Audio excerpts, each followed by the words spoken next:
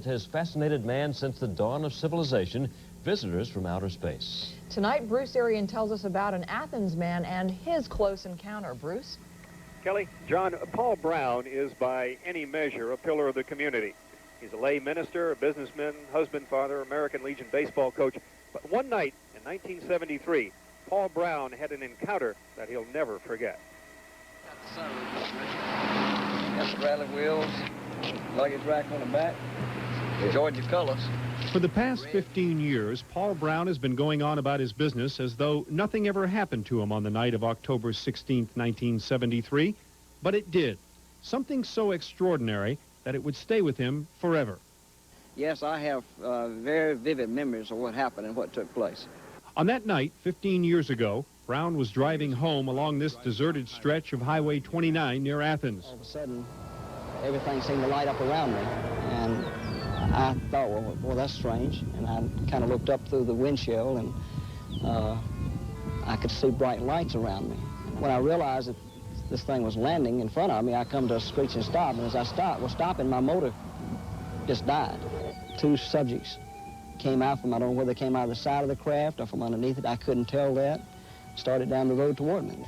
So when I pulled the gun up beside the door, they turned around, did not run, and as they disappeared behind that bright light, I did not hear a door shut. Next thing I knew is the light went out. Paul Brown's encounter thrust him reluctantly into the national spotlight, something that he's still dealing with. From time to time, people will say, aren't you the one that saw the UFO or the unidentified flying object? With a skeptical air, do they say that? Yes. And while Brown has had to endure his share of skepticism, there are many experts who don't find this kind of story preposterous at all. Yes, I expect then whenever we'll find similar conditions in other solar systems, we'll probably find other beings not very different from us. My feeling is that there is life and intelligence elsewhere. However, the big question is that what UFOs are? But sadly, that question has been clouded over the years by natural phenomenon and by outright fakes. More analysis showed this is actually two hubcaps just glued together. In fact, the bottom line of the whole UFO controversy is this. As far as the evidence goes, there's really no hard evidence to support that we've ever been visited by craft from other worlds. So, is that the end of it? Well, not by a long shot. With 200 billion stars in our galaxy, and the universe containing billions more galaxies, the law of averages alone suggests that perhaps we are not alone. And the nation's scientific community seems to share this view.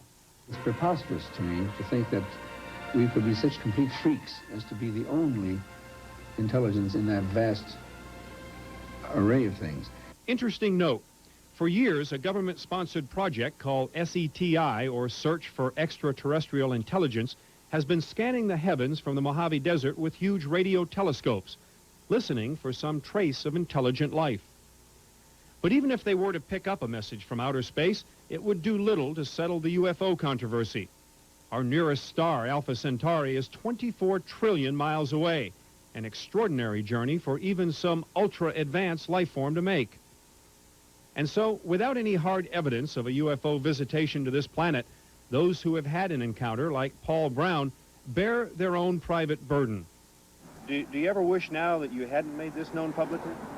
Yes, I have thought about that a lot. A lot of people think you're crazy and kooky and whatever, you know. And yet, despite the personal price that he's had to pay, Paul Brown stands by his recollection of what he saw on that deserted highway that night 15 years ago. In my mind, it's there. What people think, I don't know. It's still unsolved in my mind. Now, if you're like most people, you probably roll your eyes a little when you hear about UFOs, but interesting note, Paul Brown says that he used to chuckle to himself as well when the subject of UFOs came up.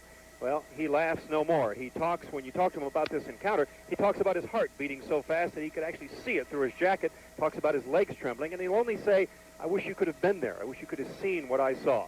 And what was it that he saw? Well, that's going to remain one of Georgia's great unsolved mysteries. John, Kelly? Bruce's experience sounds like something that was very similar to a scene in Close Encounters of the Third Kind. Was he consulted on that movie? It almost sounds like that, but I don't believe he was. It's just something that's been in his past, and I don't believe he was in that particular case, no. All right. Thanks, Bruce. Bruce Arian.